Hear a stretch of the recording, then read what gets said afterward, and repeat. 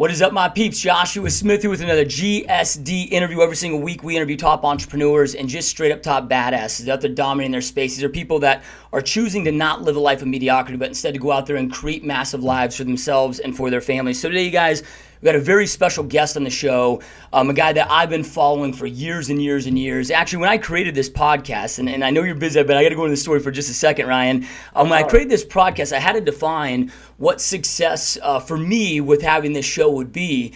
And when I defined that, it was hard to define, because you're looking at views, you're looking at monetization. But ultimately, I defined that by getting Ryan Blair on the show. So those of you that are watching this, this is it's like an absolute dream come true for me with the show and the podcast, man. So can't stress enough how honored and excited I am to have you on the show, dude.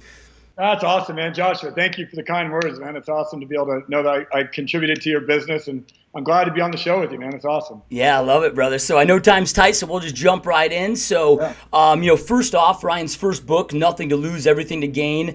And we're going to do a contest, you guys. I went out there and pre-ordered 100 of Ryan's new books. He's got a new book that's being launched here in October. So I pre-ordered 100 of those. And we're actually going to have some instructions at the end of the show. So you got to watch the show first. At the end, we'll have a few steps for you to take. I'll personally ship you. We're going to ship out 100 of those, plus a free GSD shirt covering shipping, all of that. There's no catches for those that you follow the instructions that we're going to give, so make sure to stay tuned for those. So I know time's tight, so we don't have time to really get into your full story, dude. But your first book, everybody that's out there, go pick up this book. I personally read it at least half a dozen times. It's an epic book about Ryan's story of growing up, coming from the first class to experiencing poverty, getting into gangs, winding up in jail, to turning his life around and becoming a very, very successful entrepreneur. So make sure you check that up. But real quick, man, so you just launched this second book, dude. What inspired you to write your new book? Yeah, so I got the first copy right here. It's called Rock Bottom to Rockstar, Lessons from the Business School of Hard Knocks. My last book created a lot of value, but during the process of writing my last book, it was really a tribute to my mentor and what I learned about overcoming poverty and adversity. This book, After Nothing to Lose, took off in 2010. So did my business. ViSalus went to do nearly $2 billion in sales. My other investments really took off as well. My book became a #1 New York Times bestselling book and international success. But in the meantime, I learned that my son had autism. My relationship with his mother fell apart. And so I had the challenges of being a new father, a new single father at that, with a child with autism, and having to figure out how to maintain my business and my entrepreneurial endeavors and still maximize my potential for greatness. And then also my mother fell down a flight of stairs during that period of time and wound up in a coma for 2 years. And so, I had three amazing things happen to me. One, I had this phenomenal wealth creation. And then two, I had to deal with being a father, and a single father, and a father with a child with autism, and then be a son to my mother, who was on her deathbed for 2 years. And then she woke up miraculously. It's a miracle. At the end of the 2-year period, she woke up from her coma. And I got to really get some perspective on how to manage personal adversity and then still be able to triumph in business at the same time. And so that's what I write about. And I write mostly about the mistakes that I made along the way and the challenges. As you know, if you're reading the last book, I'm one of the few business authors out there that actually tells it like it is. And I'll tell you both sides of the story as best I can. And I'll tell you my internal dialogue going on when I'm doing these deals or, working through these challenges, which I've had many of them. Yeah, and what I loved about your book, man, is, most of our listeners, I'm a millennial, most of our listeners are millennials, and it's tough to relate. Of course, you got your greats out there like the Jim Rohns and the Brian Tracys, but, it's very, very tough to relate. And your book was the first book where I was like, dude, I can actually relate with this dude and connect with this guy. And you totally reel in the book, so I love it. Yeah, the Elite Daily was founded.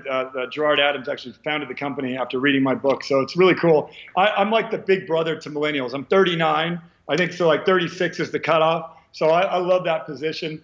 It's an honor. I grew up on rap and hip hop and NWA. I live in Los Angeles, and you see the home around me. My inspirations, although I learned a lot from Jim Rohn and I've learned a lot from Tony Robbins, they just felt too good to be true. I'm like you. I got tattoos all over me. I was in a gang.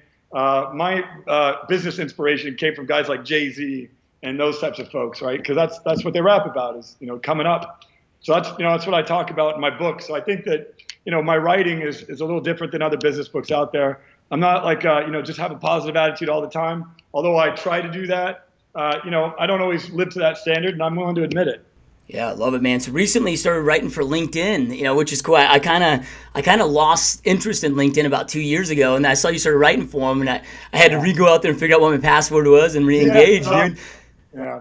Yeah. I use LinkedIn as a platform to talk about business. I've done a lot of big transactions, and I started a venture fund called #1, and we've invested in a lot of cool companies. And as a result of that, I got to have my name out there in the business world to drive deal flow and that type of stuff. But, I also, I love documentary film as a genre. I love anything where I get to teach. I give speeches. I write books. I write articles. I do documentaries. In essence, I'm just a teacher, and I just teach what I've learned and my perspective as a result of my unique set of environmental conditions that have occurred that other people perhaps haven't seen or experienced the same way. Yeah, I love it, man. So, all right, dude. So, my first question for you is, I know business and life can be very difficult. People see what you have today with the cars and the house, and they don't really realize, all those difficult journeys you've had to come over. And from studying you in depth, dude, it just seems like yourself, along with a lot of these other uber successful entrepreneurs, have like this innate, like this almost superhuman power, dude, to just to absorb more pain, to not allow the universe, the world to break them. It's like you get tested in a way and not allow yourself to get broken. And you're a dude that's been tested business-wise, family-wise, to a level that 99.9% of people would break. How do you not break? What keeps you driving? How do you get through those little moments? Yeah, great question. So one, I have a belief system that all this shit is happening for a reason. And like I'm supposed to, and a lot of times it's my own fault, my own responsibility. So one is belief that it's happening for a reason, that, I'm supposed to be battle tested. And, one of my philosophies is what weakens you strengthens you. In order to build up a muscle, you got to tear it apart. If you tear it apart correctly, you'll build it back up stronger. If you break a bone and it heals correctly, it'll be stronger in the place where it broke. And so that's the way the human body is made. And I believe that you have to be tested and you have to be challenged. And it's happening for a reason, and it's to grow you. And it's, and in my case, the reason why I shared my story, my son's autism or my mother's coma, is I knew that maybe if I did, I'd be able to help someone out there going through a similar challenge. And, as a result, I've helped a lot of people. So it's a bit of a combination between a spiritual thing and a healing thing in terms of, me wanting to, fix these problems that have appeared in my life, whether they be my own fault or the fault of the economy or this, that, or the other. So, Joshua, it's the same stuff, though. We don't have a superpower. I think every one of us has a unique strength, and you just got to play to those strengths. And obviously, you got a strength. A lot of your audience does. You just got to learn your strengths and play to them, and get people around you to help you play to them as well. And my success is more to do with other people than it is to do with me. Yeah, love it, man. So, when you started off, when you went off on your own, when you were, I can't remember the name of the computer company, but when you kind of first ventured off from your stepfather, you're making $100,000 a year, you break off and was it 24/7 tech and making $1 million business. Now you're running billion-dollar companies, dude. What were some of the, and I know it's tough to narrow them all down, but some of the top three things that you've learned to become, whether it's a discipline, habit, focus, that have taken you from $1 million companies to now billion-dollar companies? Yeah, well, I guess number one thing is it's about the team. You got to put the team first, and you got to put the company first in that. So I didn't know that. I learned that, along the way, because it's real easy when you're a soloist like I was and an entrepreneur, and it's real easy to think that it's all about you.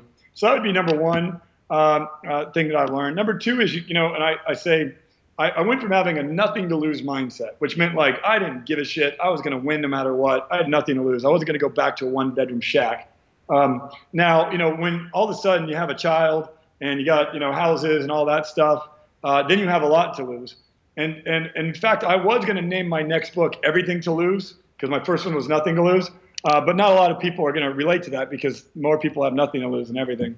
But I guess what I've learned along the way, to answer your question specifically for the third point, is that you got to protect your assets, and you got to make sure that you plan for a rainy day, so to speak. So you have to have a good strategy that makes sure that you're still in the game for the long term. And then the last thing I'll tell you, I'm about to celebrate my 20th year anniversary I started as a software engineer working for a software company in 1996. And that was when I made the decision I was going to reinvent myself from gang member to technologist. And then I reinvented myself from technologist to entrepreneur, from entrepreneur to author, from author to public company, vice president, and so in essence, life is about reinvention. And so a lot of times people have this identity and they just need to go on a path to reinvent it along the way, and they forget to do that. So I've learned a lot about reinvention as well. Yeah, love it, man. So when you were first starting with your path here, I know that you learned so much in the gangs, and you talk about, hey, your top gang leaders could be top CEOs of Fortune 500 companies. Were you correlating the two at the time? Like, here's what worked well when I was running the gang, or is it stuff that you reflected on later? Yeah. One of the things that, and I wrote about, it's going to come up in a future article, is called finding an analogy. So in business, so like for example, I don't know if this is going to mess it up, but we'll see. I don't know if you can see, but outside my window right there, that's my view of Hollywood.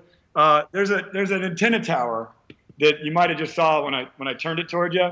That antenna tower is a company called Sky Pipeline that I used to own. Now, Sky Pipeline's in the wireless broadband business. When ViSalus came to me, they would send nutrients into the cell, and Sky Pipeline would send zeros and ones into the air. I saw them as one and the same. So that's the analogy concept. So like, for example, in a gang, I was running an illegal enterprise, but it's an economic system. It's a volunteer army. You tend to buy products low and sell them high. There's a lot of same components in terms of, running a business.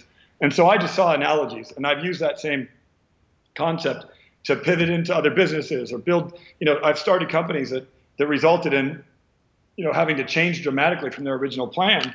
And it's just because I'm sitting there always looking for what's the analogy, what's the pivot. And I've had a few pivots in my life that have worked out. Yeah, love it, man. So, dude, with everything that you got going on today, I mean, you're writing books, you're obviously writing for a lot of publications, ViSalus, so $2 billion a year in sales now, which is just insane. But also, your father, you take care of your health, angel investor. So you got to be really brilliant at what to say no to and what to say yes to. Because I know you're pitched constantly with things. Do you have like an internal strategy that you follow so you know what to say yes and what to say no to and that you abide by? Yeah, well, so for one, when we sold ViSalus, we sold it for a $792 million deal. And then we recently bought it back. And so we're turning that company around. My strategy is to get the right people to work, in the right seats on the bus. And it might look like I'm involved in 10 different things, and I'm really not. I don't like it. One of the things that's a pet peeve of mine is when an entrepreneur brags about how many businesses they're involved in. It's like, there's no love in that, right? Focus is saying no. Now, my strategy, and that's a philosophy. So I always say to myself, to be truly focused, you have to say no. And the way I say no to things is I have a team around me that properly looks at every transaction.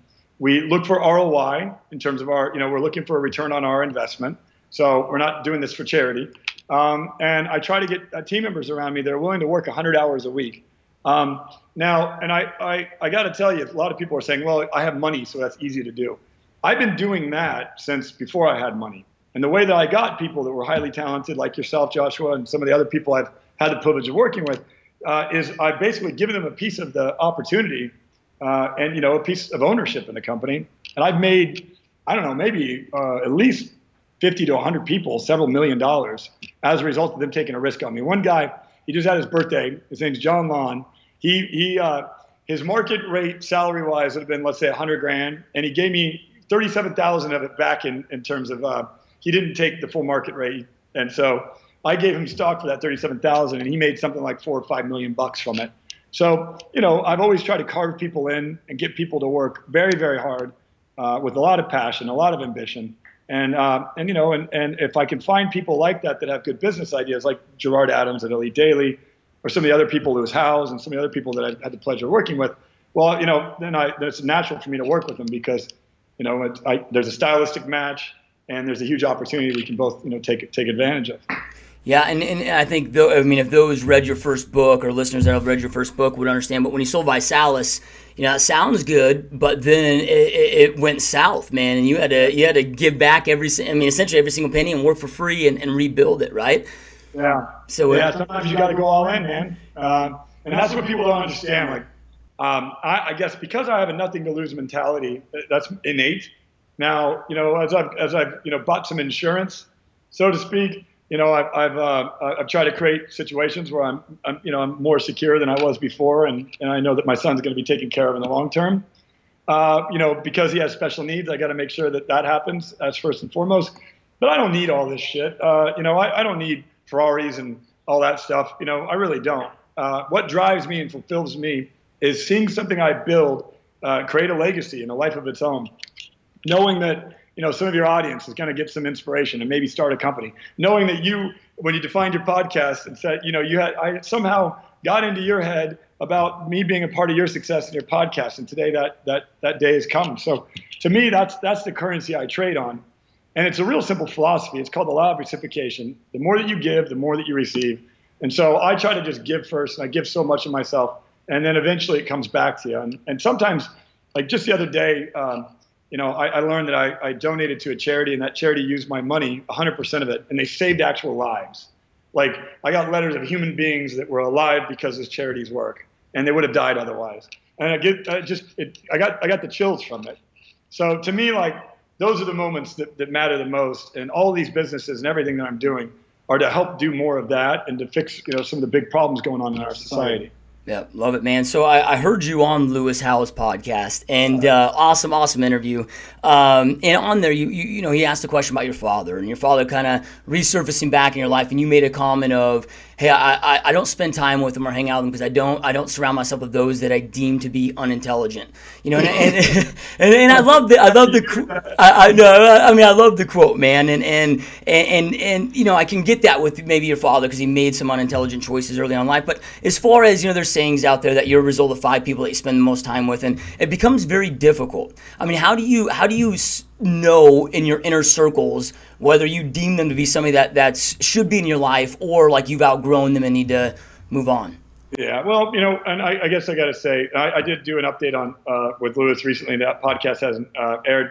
I do plan to meet my dad. I haven't seen him since I was 13. He hasn't met his son yet. I'm doing that purely out of forgiveness and out of love. And I want my dad to, one day when he passes away, to rest in peace, knowing that, that we're square. I wouldn't be the man that I am if it weren't for the conditions that I was put in. Now, that doesn't give him, his first letter that he wrote to me, he said, like, I knew you could do it. And almost like he did it on purpose, because he knew I was going to be so great that all he had to do was throw me out to the wilderness and I'd come back a grown man. That's no way to be a father. But, my dad and I have since, at least had a little friendship. We talk on Facebook every once in a while. So I want to make sure that you understood that. But on the other side of it, back to your circle of influence, when I was first coming up, I had no time for anyone that wasn't on the same path as I was. I mean, I would break up with relationships because they weren't growing at the same speed that I was. People will hold you back, or they'll grow with you, and they'll catapult you. And so you got to be very careful of who you surround yourself with. Now, I'll tell you, after I became, successful, I got this entourage. And next thing you know, this entourage, great people, they're all around me. But, I'm not growing anymore. And so I made a decision that I was going to have to be very tactical, and I was going to have to surround myself with different people intentionally. And that was, maybe 3-4 years ago, when I said, it's really easy for me to roll out, go to the nightclub, spend $50,000 on bottle service. Everybody has fun. I don't have to work. I've made enough money to retire. But that's no way to live. And so now that I'm 39, heading to 40, I've kind of grown up a bit, and I've made sure that people I surround myself with and the things that I'm doing, they're going to have a long-term impact, not just a short-term gratification. Yeah, love it, man. So you talk about the importance of mentorship in your lives, or all of our lives, right? So when you're searching for a mentor, because dudes like you are extremely busy. Somebody can't just call you up and be like, hey, man, you got time for coffee? Can I pick your brain? Yeah, I get the email all the time. Yeah. So how do people reach up? If they're like, hey, man, I know that this is where I want to go. How do I go up and reach up? Because you've had some amazing mentors, Coach John Wooden and how do you reach up for those successfully? Yeah, well, for one, I try to, I'm a student. When I'm in front of that mentor, I'm a student. Even today, I had the privilege of spending some time with Dan Gilbert, the founder of Quicken Loans and the owner of the Cavaliers. And I'm sitting in his office, and on his whiteboard, there's a prep for Ryan Blair meeting, and there's like 10 things on his whiteboard in his office. And I got to spend about an hour and a half with him. And I thought to myself, this guy's prepping for me, multi-billionaire, owner of the Cavaliers. Like a lot of times people don't prep, and so when they do get in front of their mentor, they don't add any value. They don't have any specific questions. And so there's no way I can actually, exchange value. Secondly, is a lot of times people just ask, for free stuff. Like, I want your time. My time's not free. Every minute I spend with someone, I'm not spending with my son, or I'm not spending with the families that I support through my businesses, or I'm not spending, fulfilling myself personally. So you got to somehow show me how you're going to give me value for my time. Now, and when I say value, I'm not talking about cash, because I'm not a consultant. I would charge too much money for an hourly rate. Nobody could afford it, and very few that could. They might not get the value out of it. And for a while there, I was making like $36,000 an hour or something like that, 24 hours a day, 7 days a week. So, why would I spend an hour, talking about how someone stubbed their toe today, which is what most mentor requests look like. But I do have a formula. People want to work with me or other mentors. They don't have money.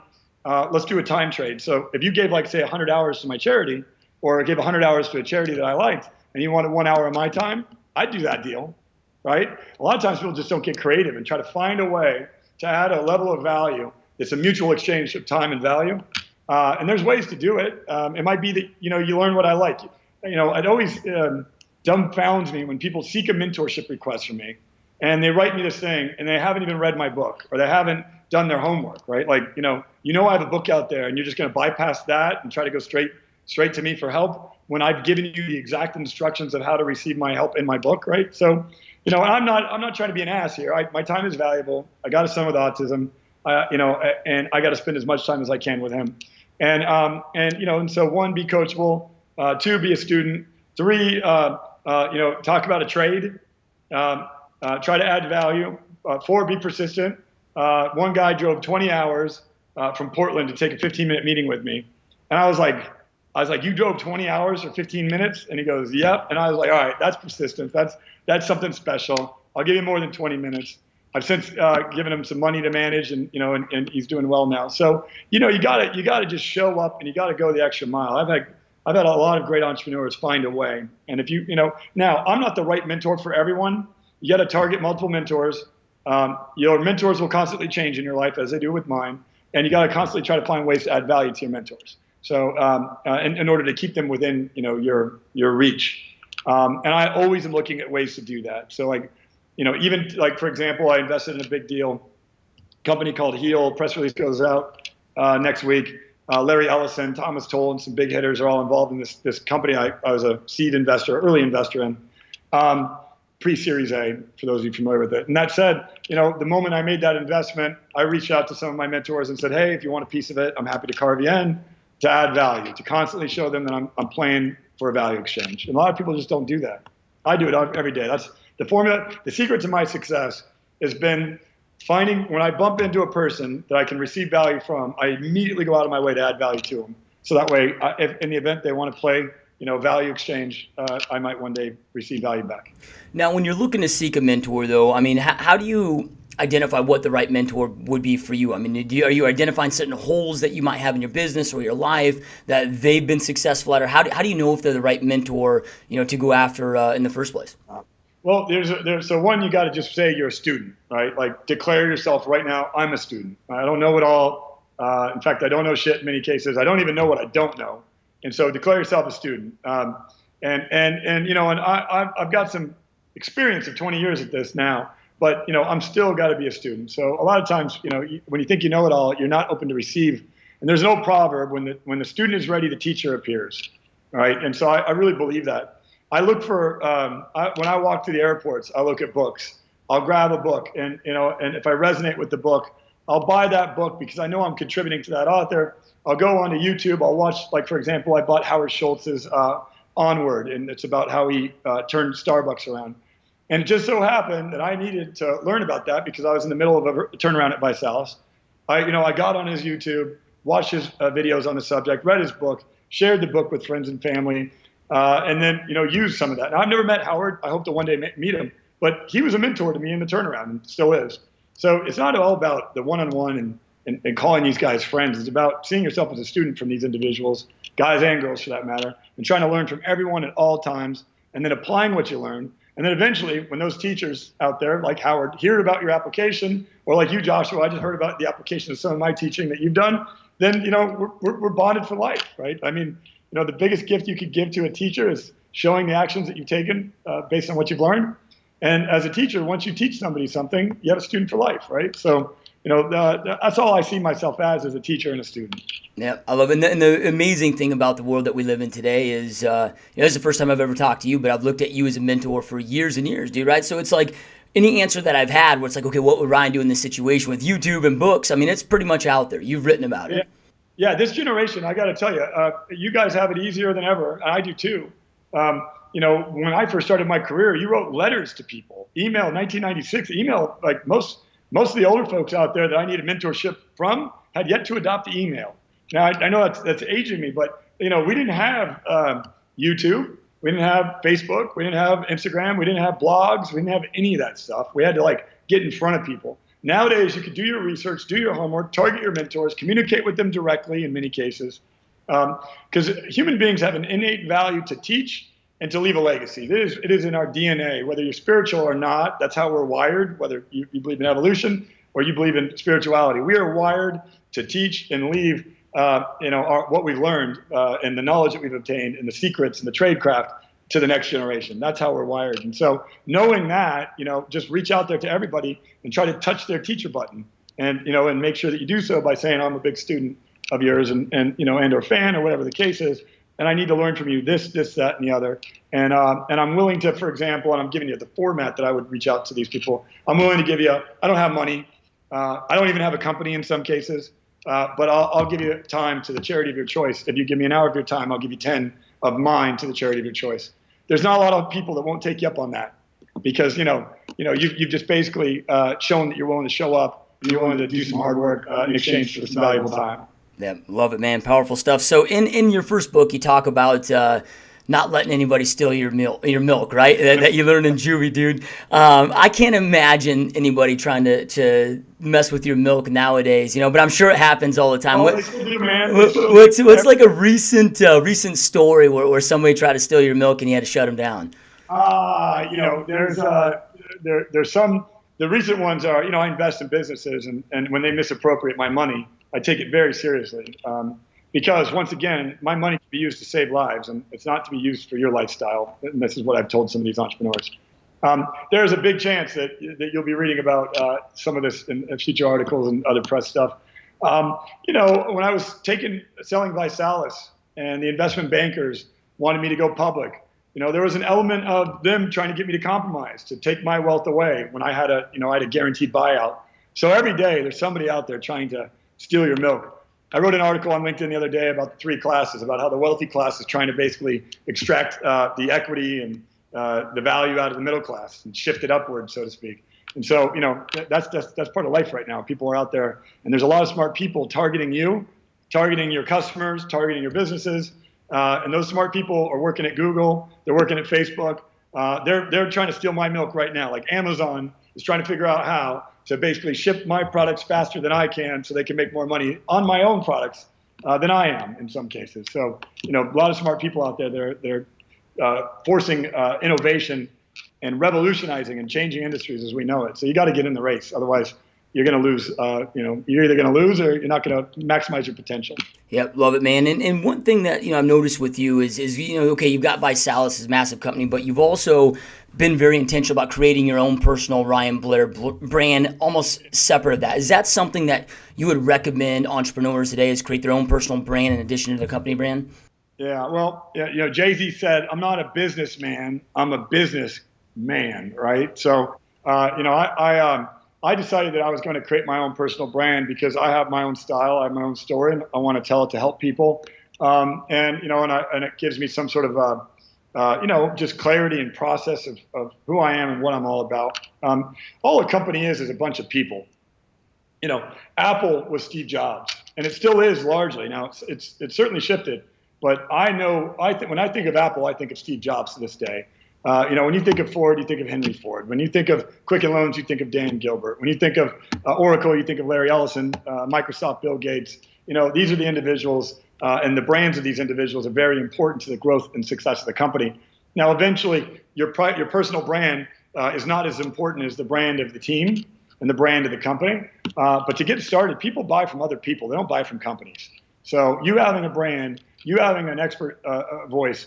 And one of the things that I learned early on is, before I walk into a room, I want to influence the people, so I don't have to spend all this time talking about myself. So like you said earlier, like you don't need to hear my whole story because you've already heard that, right? So you and I can immediately get to business and have a connection because I did create a personal brand. I did get my story out there. And as a result, we could do business much easier than we would if we had to start from the beginning of both of our life stories to somehow find mutual ground and do business. And so a personal brand is a big element to do that. It's also a way that you can have security. But on the inverse side, you're going to get targeted. You're going to get a lot of people that go after you because you've taken the risk and the leap, and you said, you know what, I'm different, and I'm going to make my mark. And a lot of people don't like that. They want to tear you down. They want to criticize you because they perhaps don't have the same belief system or value system, or they don't believe you. I mean, I've got more criticism, and I learned to deal with it. I've got thick skin now. But when I first put my book out there, it was a bit scary, like Nothing to Lose, how I went from gang member. I covered up all my tats and reinvented myself as a tech entrepreneur. No one knew of that past, but I told the story because I wanted to help others through their past as well. And that's why I tell the story of rock bottom to rock star and why I'm so focused on that. So my brand is connected to my purpose and not just to making money. And my purpose is, to impact, millions and now billions of people to help them through the same adversities that I've experienced. Yeah, I love it, man. How are we doing on time? I know they told me I got okay, good. I got a few questions left for you here. I know they told me I had 20 minutes, so I wanted to respect that. Yeah, I'm not rushing you. The other people can wait, but I'm like Discovery Channel. I'm all over the place right now with this book launch. So, I appreciate you having me on, man. It's really important to me to get this book out there and know that I did my best to see what I could do and push it as far as I could. So your help is very important. Yeah, I love it, man. Like I said, it's an honor. So we find in life that good very easily becomes Earth's worst enemy to greatness, right? You see a lot of legends fall because they get comfortable. And you're a guy right now that could very easily get comfortable. You have enough money, you could just coast for the rest of your life. What keeps you never settling for good enough, always going for greatness and always leveling up in life? Yeah, I got to say, I have suffered from being comfortable. After I sold ViSalus, I made a lot of money. I had a guaranteed deal, golden parachutes, won the Ernst & Young Entrepreneur of the Year Award, consumer products, blah, blah, blah, blah. I started to feel myself slip away from my strengths. And when I used to play baseball as a kid, I could never hit a slow pitch. Like I never had any game in the slow pitch. And the coaches would always get frustrated because I was the sloppiest hitter when it came to slow pitches. But on fastballs, man, I could knock them out of the park. So for me, my speed and my cadence is very important to my success. And when I'm doing less, I get more comfortable. And when I get more comfortable, I don't optimize. So everybody's got to find their own tempo. My tempo is the fast pitch. And, I'm at my best when I probably get 1,000 at-bats a year, so to speak. Versus taking, 1 or 2 a year or 3 or 4 a year. So I got to get there and I got to constantly practice. I got to constantly work on my trade in order for me to be at my optimal level. And then that fulfills me when I feel like I've done something or I've hit a new level. And I'll give you a simple example. I'm giving a speech to the National Autism Association in New Orleans, and I'm talking with single mothers and mothers with kids with autism. And, I just said, hey, when you walk into your child's school, you're the CEO. And all of a sudden these women felt empowered and the lights went up and all these women were like, okay, I guess I am the CEO of my child's education because I pay taxes and these people work for me. And I just saw that, wow, I hit a new level where I could relate being a CEO to a mother who had never thought of herself that way, give her some practical tips, empower her, and see her take action now on behalf of her children. And that just came last week. So, so when I'm growing, I guess they say human beings are like trees. If you're not growing, you're dying. When I'm growing, I'm living. And when I'm not growing, and being comfortable means you're not growing, you're going backward. And that's a scary thing. So I haven't been perfect all the time. I do have a system where, I check on myself every 6 months and I ask myself if I attained what I want to do. Am I happy with who am I being? And, and there's a lot of things I'm not happy about that I got to fix, I got to work on. And it's a constant it's a constant growth, and growth is painful. It's never easy.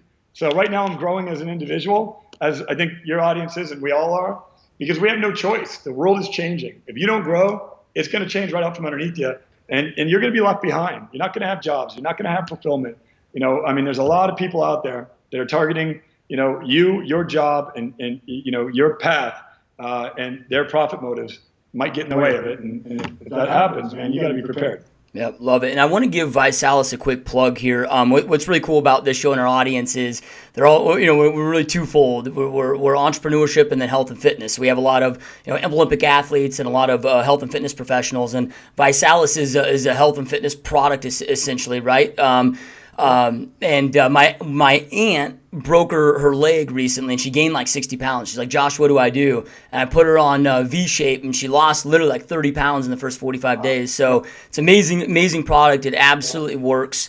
So you guys definitely go. By the way, on product development, product design, like I taste every one of our products. Like I just bought this company called Neon. This is a little bit of a plug.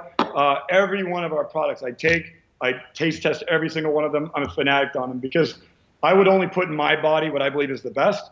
I'm a mass marketing company, so I have millions of people that have tried my product and utilized my product, tens of millions, if not more. And so, I really try to focus on creating the greatest results for people like your aunt that you just described.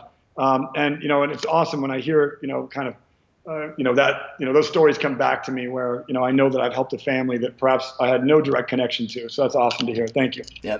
This stuff works. It tastes good. The V-Crunch cereal is out of this world, dude. It's out of control, yeah. Our new vegan shake is pretty good too. I'm not a vegan, but I know a lot of people prefer vegan products. And so, we invented one that's I think it's probably the best tasting, best vegan shake product out there at the price. So we're really proud of it. So with that company there, man, because the supplement world, there's so many different supplements that exist out there, but you guys have really honed in on being brilliant at the few, right? How do you, again, with that, how do you decide what products we're going to launch, what we're going to do, what focus we are going to go?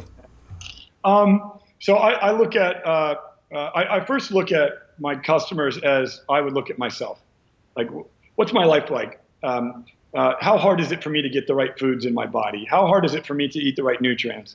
A lot of times for those of us that are really health and fitness oriented, and I had a knee injury, I ruptured my patella tendon. So now I'm back in the game, working out every day. Like, that's a 6 month plus, off your leg injury.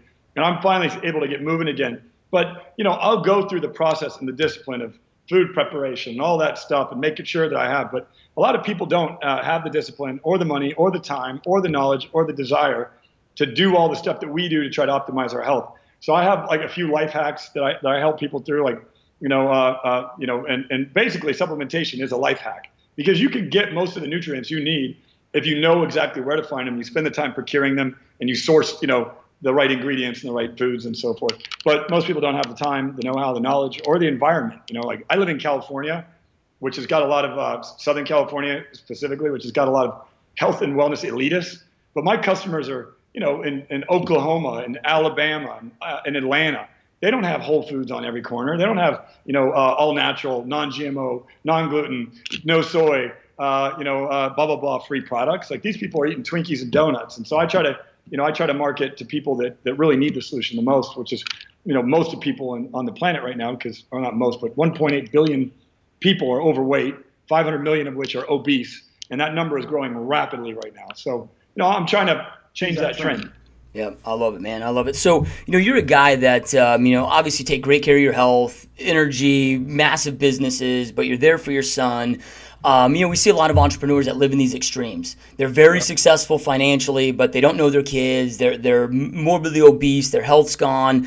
How do you, I hate the word balance, but how do you balance it out to make sure you're not in those extremes? I'm never in balance. I just, every day I wake up and I try to figure out what I didn't, the other day, for example, my son didn't like that I was working so much from the house when we were here. And, I jump in the pool with him. I drop and do 22 push-ups because I'm doing that veterans challenge right now. And then I'd be like talking to, one of the staff members about the book launch or whatever the case is. And, and he said, at the end of the night, in his cute little, his language is a bit deficient. He goes to me, he says, Dad, can I tell you something? I didn't like that you work so much today. And I go, all right, here's why I'm doing it. I'm doing this for us. It's not just for me. And then I said, all right, we'll do some, we'll make some quality time. And I really try to make the game time adjustment. I guess that's the best analogy I can tell you. And I got it from John Maxwell, and also a mentor of mine. He said, the best teams are the ones that make a halftime adjustment. And so, if I'm sitting in my day and I don't like the way it's going, I make a game time halftime adjustment, and I try to play the rest of the game, having thought through what I did perhaps not do correctly in the first half. I use the same approach for a week. I use the same approach for a month, where I'm constantly trying to make real time, I'm calling audibles based on what I'm seeing and how I'm feeling, and how I'm making other people feel around me. Because as a CEO of a big company, I walk in the office pissed off, man, and like people think, people get scared, and that's not the intention that I have. So I got to make sure that that I understand that more people are watching me as a leader than I realize it, and so I got to rise to the occasion. I got to step up. Tony Robbins taught me how to put myself in a peak state, which is a very cool thing. Where and I'm a big I got to spend some time with him recently, and I'm a friend of his, or a colleague, I should say, and he has this technique where he can shift. He helps you learn how to shift your state, and that really helped a lot, because a lot of times I can get pissed off. I can have a bad day. I have a temper like hell. I lose my patience, and sometimes I gotta reset. And so that's part of the way that I manage the process, particularly in that you have a lot of stress. And the last thing I'll tell you is you got to work out. You got to try to get yourself in the best health you possibly can, because your health is tied to your energy, and your energy is tied to your income. And so if you have low energy or bad health, you got to fix it if you want to have a rock star business. Yeah, love it. So 2 quick last questions, and then those of you watching and listening, then we'll walk through the steps to win Ryan's free book. So, there's 2.4 billion millennials that exist, but there's not 2.4 billion jobs. You and I both, I've got 3 young kids. We a lot of those that are listening have young kids. Middle class is getting wiped out, right before our eyes. How would you recommend that people prepare their kids? I mean, what do we need to prepare for as we enter this new economy that's to come?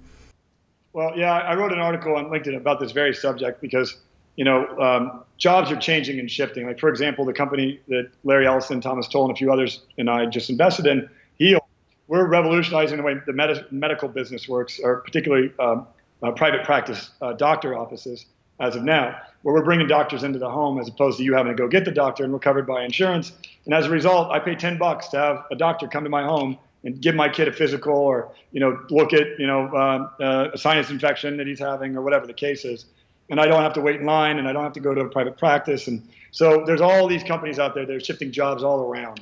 You got to find the ones that are shifting jobs that you're passionate about, and they're entrepreneurial, and the jobs that they're shifting, you don't want to be part of, right? So like, I would not be going to medical school to become a doctor to one day have a private practice based on what I know about how the insurance industry is working and the medicine industry is working. But I would, however, go to medical school to become a doctor, to perhaps work for a company like Heal, where I could, provide, better quality care and have better fulfillment in my job and purpose and so forth. So you got to try to plan ahead and look to what industries are going to be knocked out in the next 5 to 10 years, and try to pick a horse that's going to, do that, and, get yourself one of those jobs that we all dream of, like being a founder of Uber, or, founder of Airbnb, or whatever the case is. So my advice to millennials out there is, you guys are going to disrupt a lot of jobs, and the jobs aren't there for you right now, so you got to go create your own, or you got to find a company that's going to be that disruption, and you got to attach yourself to it and go help shift those jobs to better quality services. Uber, for example, I used to have a fleet of cars, not to brag, but I started to realize, like, how much money of Uber credits is that a DMV, having to have it washed every day.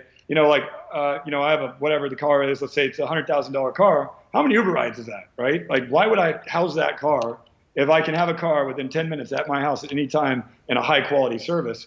So Uber is disrupting not only taxi cabs, black cars, but now car purchasing. And eventually these cars are going to be driven by computers, not by drivers.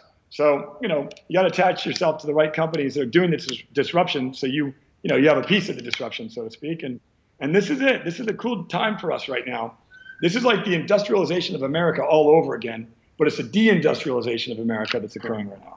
Yeah. Now, I mean, if you look at the industrial age was created, or the middle class was created in the industrial age, and like you said, it's unfolding. So it's pretty gnarly to watch and be a part of, man. So Yeah. I know you do so many of these interviews daily, and I know you've been asked by every question under the sun. But have you ever been asked, or is there ever a question that you never get asked that you wished you get asked when you're doing podcasts or interviews like this? Yeah. Well, for one, I haven't been doing a lot of interviews lately because I was so focused on writing the book. So I'm happy to be back in the game, and this is one of the very first that I've done recently. The question that I tend not to get asked that I wish I got asked, especially from an audience that's primarily millennials, would be, what would the older Ryan tell the younger Ryan, right? And however you want to frame that. But in essence, now that I've got some years, underneath my belt, 20 years into my career, what would I tell the young Ryan? And the answer to that question is real simple. I'd tell the young Ryan, play the long game. Don't make short-term decisions, right? You're going to be alive 20 years from now. You're going to want to have more wealth or more time freedom or more fulfillment or whatever it is that you want. And so, I've made decisions out of fear, out of insecurity, out of not knowing what the future holds that, perhaps I would not have made going back now looking at my timeline. So, I look at my timeline, and if you look at it from where I started to where I am now, it looks like this rocket ship. But there were some years down there, man, that, that I wanted to give up or go back to, get a job or throw in the towel or whatever it is. And so now having some time behind me and underneath my belt, I look at it and say, pay attention to your timeline. And that's a concept I write a lot about in my book as well. For the next one, Rock Bottom to Rockstar. Yep, love it. Can't wait for it. All right, you guys. So, as I said, we're doing a promo here. So here's the steps of the promo, right? So first step of the promo is you got to share this interview. We want to make sure we get as many eyeballs and ears on this interview. You can share it anywhere, Instagram, Twitter, Facebook, whatever medium that you're watching this. Make sure that you go share this interview. Step number 2, you need to join the GSD Mode private Facebook group, right? Because this is where you're going to post these in here, and this is where we're going to track this. So make sure that you share that. All links will be below to these here in the comments. So you got to join the group. Then from there, you got to go out there and buy Ryan's first book, right? And I'm not doing this, you guys, to go out there and just plug Ryan, but it's just been such a massive book for me, and I started this podcast to give back to you guys. So those of you that watch this, man, this is a book that all of you must read, entrepreneur or not. Go out there and read it. So got to buy the book. You can download the audio, buy it, but shoot a picture that you've shared it, shoot a picture that you bought this. Then we're going to enter you in a drawing. Like I said, we're going to give 100 of these away, 100 books and 100 GSD Mode shirts of your choice. We got the different styles of shirts, and then we will get those shipped out to you. So and then one last thing to the listeners. I know I end every podcast with this, you guys, but information without implementation is just the start of delusion, right? Information's not power. It's taking that information, taking massive action on it into a world that creates power. So Ryan shared so much amazing information with you guys. Take something that you learned today, take immediate action. Don't wait, implement right now so you can create the life that you want and deserve. And Ryan, dude, this has been such a massive honor, man. I can't stress this enough, brother.